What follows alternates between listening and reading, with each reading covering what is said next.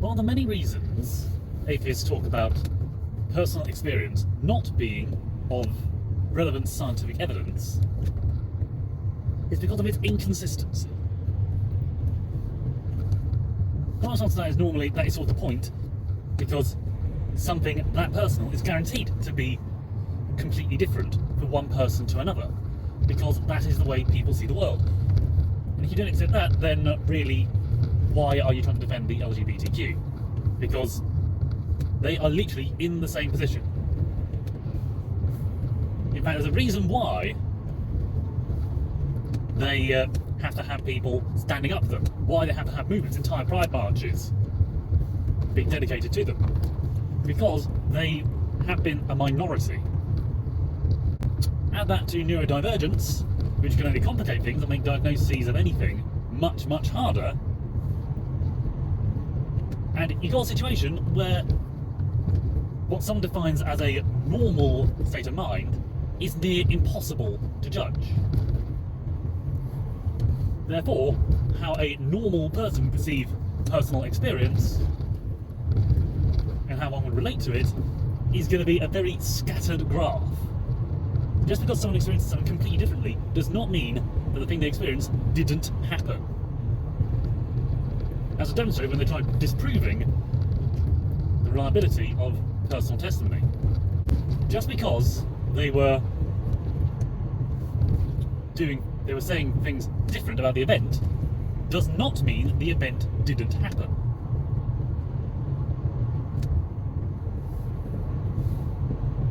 Some people might say, can we trust the gospel writers on this? I would say in theory we could, but that's a whole different video. Because I'm going to focus on one aspect that makes personal experience much harder to pin down, and that is that not everyone is the sort of person that would share it. This is something that really stuck with me fairly recently. This is a personal experience, and one might call it an anecdotal fallacy, but I think it demonstrates the point. And realistically, when we look at things in terms of logic and what we learn in life, we base it more on what we find in life, and therefore anecdotes are how we learn. So do not dismiss this purely on the fact that it is anecdotal.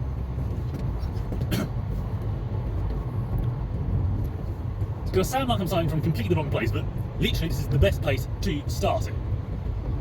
I think it was some point last week at time of recording. It was sort of early evening. My wife was just getting our daughter ready for her evening bath. I was in the bathroom myself. I stepped out into the hall, and there, on the floor, between my daughter's room and the bathroom, was a frog. A genuine frog. No stuffed toy, an actual living frog. A small green-brown thing, looking rather confused, and at the other end of the hall, our dog looking even more confused. Like, what the heck is this? And what's it doing in the house? Isn't the boss come back? No, it doesn't smell anything like it. Our dog wasn't barking at it by any stretch of the imagination, no. So I just stepped out and saw the frog. I was like, there's a frog! And my first reaction in that moment was to pick it up and get rid of it. So, first things first, I thought, grab it with both hands and open the door.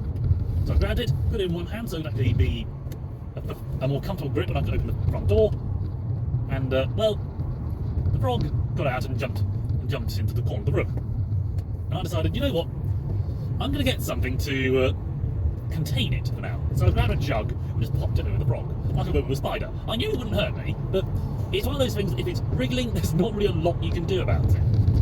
So, after a moment, I got the front door open and managed to pick up the frog and put it outside.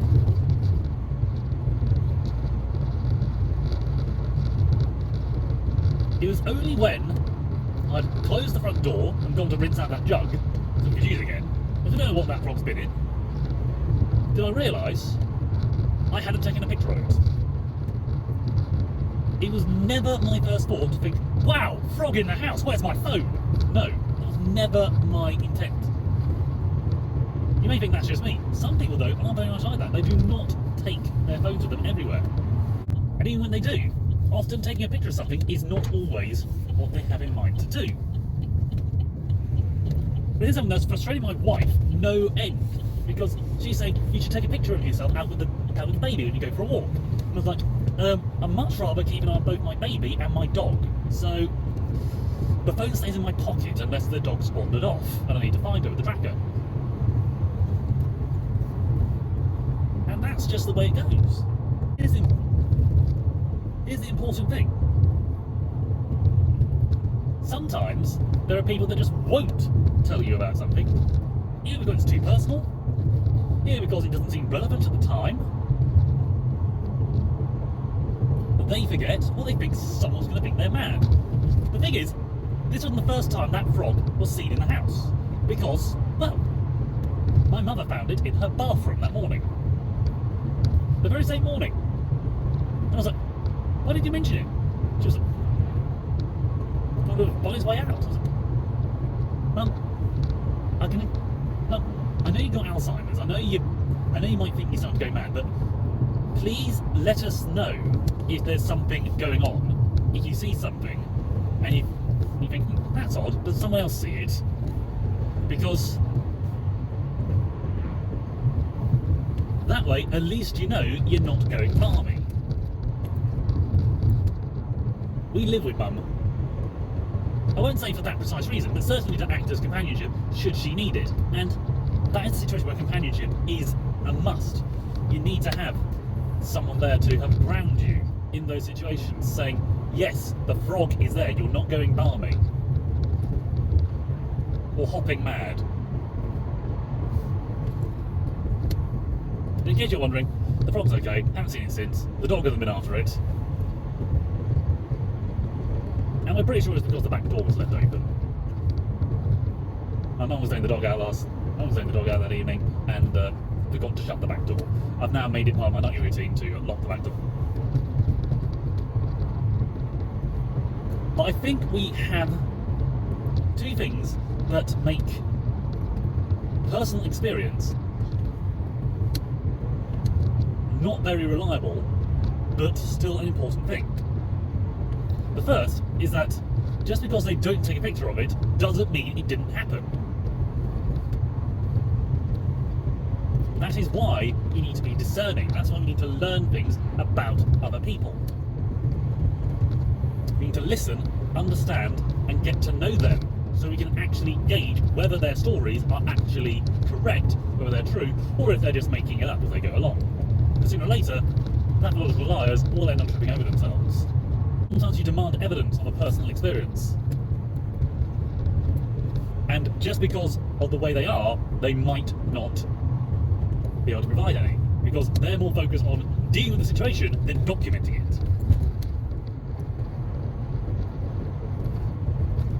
It is, if you will, the social media effect being weaponized against people. Just because you don't see us giving money doesn't mean we don't do it. And likewise, just because we see you giving money to someone doesn't necessarily mean it is a genuine act, whether it's purely for social media or not. We don't know. That is the weaponization of it. Second is, people might not just be inclined to share at all. For any number of reasons. It could be they think, yeah, this is weird. I'm not gonna broadcast it. People will think I'm too weird. So that's a social stigma. Second, it just be they're not that sort of person to share things like that. It could be a very personal experience. It could just be like, oh, hello, Mr. Frog. You pick it up, put it outside, off you go. Or it could be you simply forget. That is a situation where the ability to share is important, but also understanding that just because someone doesn't share something doesn't mean the thing didn't happen. It is the behind closed doors scenario, which is always a worrying thing to consider. The moment people say just because we can't see it means we don't know it actually happened, we have to be aware of the behind closed doors argument, because that's a double-edged sword. And you end up in all manner of hypothetical scenarios. The classic one is if a big tree falls over in a forest and no one's around, does it make a noise?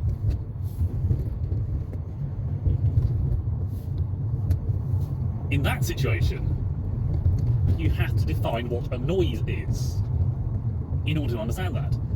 But in general terms, you could say, most certainly, it did make a noise. The whopping big thing would have made a heck of a lot of noise. It may seem like a trivial thing, but in my mind, if you're constantly dismissing things, you need to be aware of the situations in which the source of your information can be more reliable than you might want to admit. And this is one of those scenarios where you have to take personal experience, maybe with a pinch of salt, by all means. Call it anecdotal, again, a pinch of salt, perfectly reasonable. But just because you don't like your facts salted, doesn't mean it doesn't add an interesting flavour to the information you get. Because some people are unlikely to document things when they see them happen, and they're more focused on getting it done in the first place. And second, some people might just forget, or just not be the sort of people to share it at all.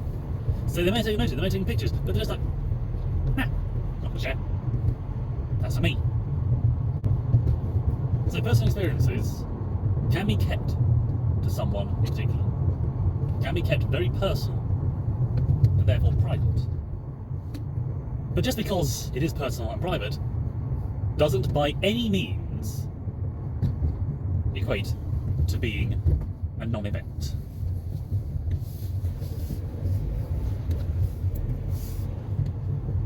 Remember that, my friends. Keep your eyes open. Stay humble, stay safe, and God be with you.